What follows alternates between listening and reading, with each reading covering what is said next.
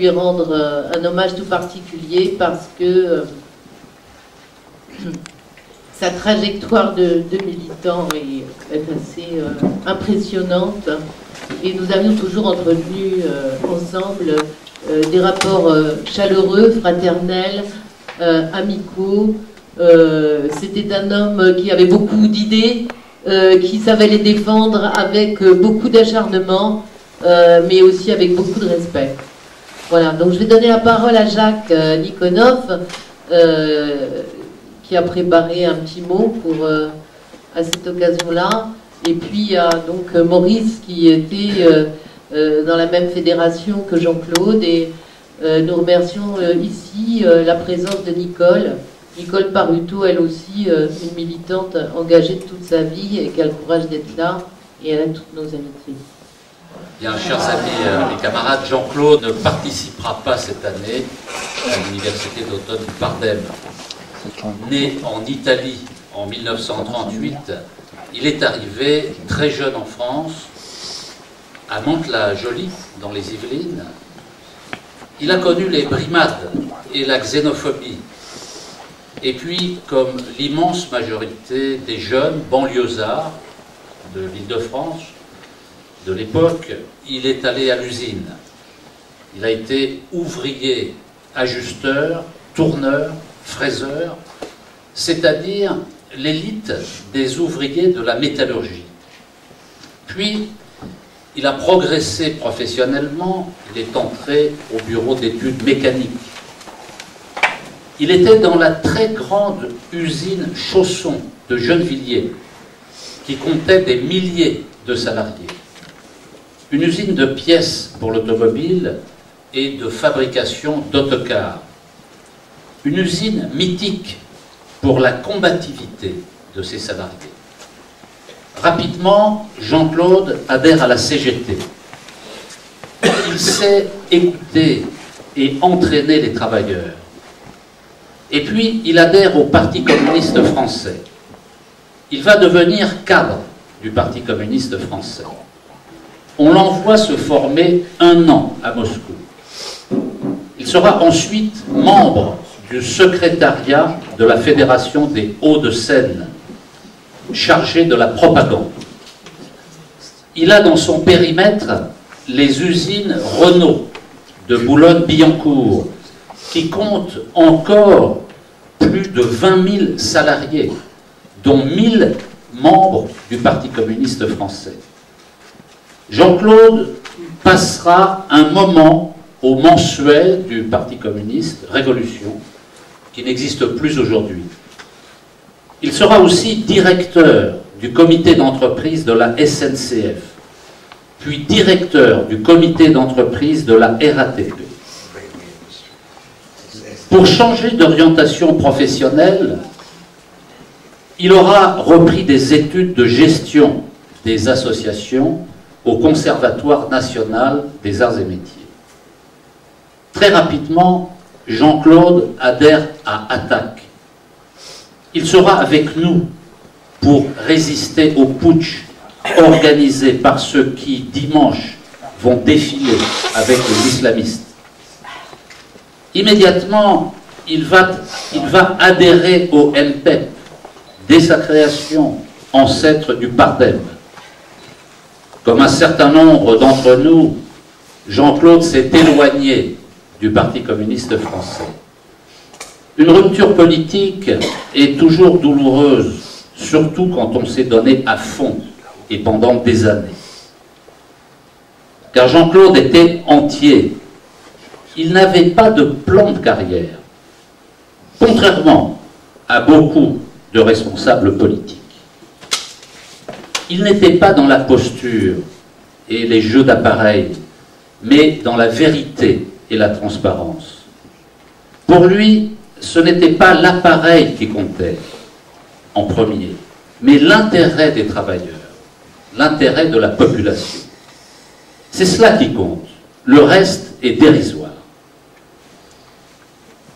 Quand on parle de Jean-Claude, ce sont toujours les mêmes mots qui reviennent. Son charme, son entrain, sympathique, drôle, ouvert, chaleureux, jovial, sa finesse politique.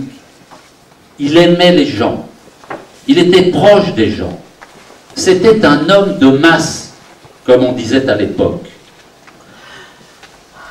Son répertoire de chansons populaires et révolutionnaires était inépuisable. Il nous régalait d'ailleurs à chaque université d'automne. Jean-Claude est maintenant au paradis. Là où il est, je suis sûr qu'il est en train de chercher ce qui peut être amélioré pour le bien-être de ses collègues. Il prépare déjà la prochaine news. En votre nom à tous, je veux assurer Nicole, son épouse, de toute notre tendresse. Merci.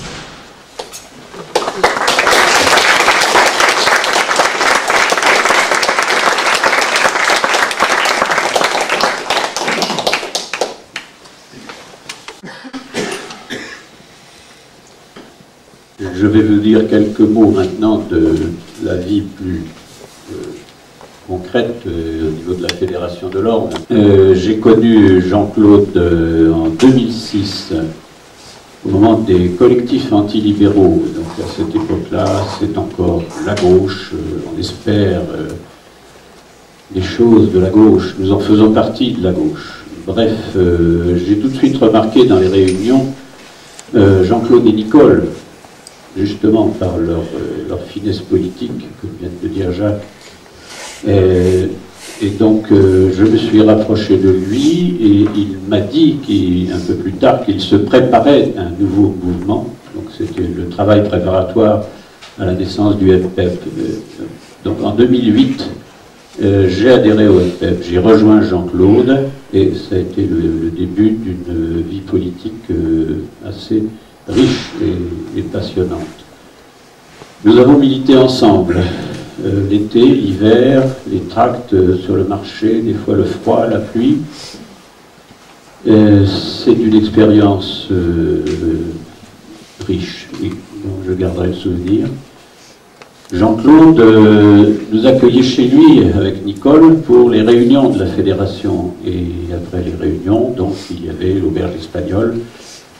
Jean-Claude aimait faire la cuisine. La soupe de légumes de Jean-Claude était reconnue et appréciée. Elle restera dans le souvenir de nos traditions. Je vais faire quelques redites. Jean-Claude aimait la vie, il aimait chanter, il aimait l'humanité. Il était chaleureux, jovial, son sourire était remarqué et remarquable. Jean-Claude aimait chanter, alors effectivement nous chantions le drapeau rouge, vous savez, celui qui dit que les révoltés du Moyen-Âge l'ont arboré sur main beffroi, et puis le drapeau rouge, celui de la commune. Et aujourd'hui, Jean-Claude avait compris que le drapeau rouge doit être associé maintenant au jaune des gilets jaunes. Et qu'il n'est pas question de mentionner le jaune d'une autre façon. Jean-Claude était porteur d'espoir. On nous reproche parfois d'être négatifs, parce que nous serions trop critiques vis-à-vis du pouvoir en place. Ça, ce sont les critiques que portent des classes moyennes, assez petites bourgeoises, je dirais. Et il est bien évident que c'est nous qui sommes positifs et que ces petites classes moyennes, elles, sont négatives parce qu'elles n'envisagent pas la possibilité de changements fondamentaux. Jean-Claude était porteur d'espoir et nous devons continuer à porter cet espoir. C'est ce que nous lui devons. Je vous propose maintenant de nous lever et d'applaudir Jean-Claude et de saluer ainsi la mémoire de notre camarade, notre frère, Jean-Claude Barrichello.